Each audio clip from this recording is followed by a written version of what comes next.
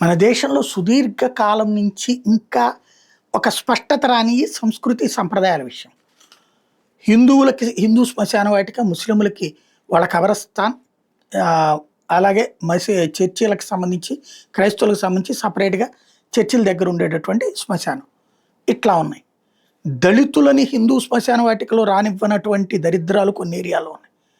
ఎంత అరాచకం ఈ రోజుకి కూడా వివక్ష ఉందంటే, దళితుల పట్ల వివక్ష చూపెడుతున్నారంటే, చివరికి ఊళ్ళో నుంచి రానివ్వకపోతే గొడవలు జరుగుతున్న ప్లేసెస్ ఉన్నాయి.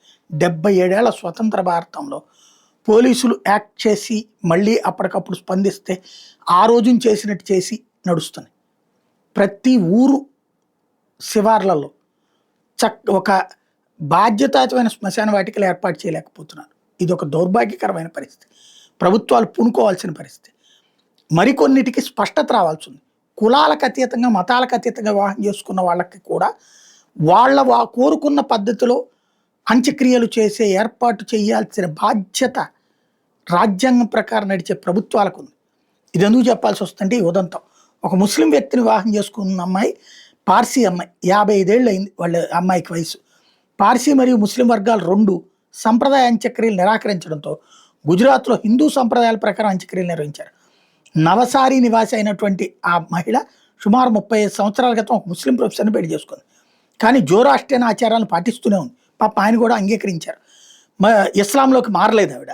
ఆ భర్త అంగీకరించాడు, ఎడ్యుకేటెడ్ కాబట్టి.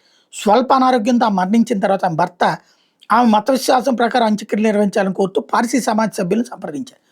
అయితే వాళ్ళు ఛాందస్వాదానికి పోయారు. ఆమె పరమత వివాహం చేసుకుంది కాబట్టి అభ్యర్థనను మేము అంగీకరించమన్నారు. ఆ తర్వాత అతను ముస్లిం సమాజం ద్వారా ఖననం చేయడానికి ప్రయత్నించాడు. ఆమె ఇస్లాంలోకి మారకుండా ఎట్లా మన దాంట్లో కబ్రస్థాన్లో ఖననం చేస్తావు, అంగీకరించమన్నారు. నా భార్య కదా అంటే, కానీ మతం మారలేదు కదా అన్నారు. మృతదేహం దాదాపు 2 రోజుల పాటు ఆసుపత్రి మార్చుల్లోనే ఉంది.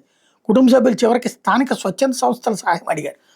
అప్పుడు హిందూ సమాజం నుంచి నవసారిలో హిందూ సంప్రదాయం ప్రకారం అంత్యక్రియలు నిర్వహించారు. ఈ తుది కార్యక్రమానికి ఇరువైపుల కుటుంబ బంధువులు హాజరయ్యారు. అంటే పరిస్థితి అర్థం చేసుకోవచ్చు. ఈ సంఘటన మతాంతర వివాహాలు, సామాజిక ఆచారాలు, మత హద్దుల్ని దాటి అంత్యక్రియలు నిర్వహించేటప్పుడు కుటుంబాలు ఎదుర్కొనే సవాళ్ళు ఏదైనా చర్చ జరుగుతుంది.